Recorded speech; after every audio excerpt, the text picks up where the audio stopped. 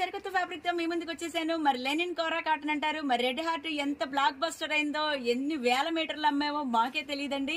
So ఇంకా కూడాను available గా ఉంది. మరి దాంట్లోనే సరికొత్త డిజైన్ తో మీ ముందుకు వచ్చేసాను. మరి ఫ్యాబ్రిక్ అయితే దగ్గరగా చూపిస్తున్నాను.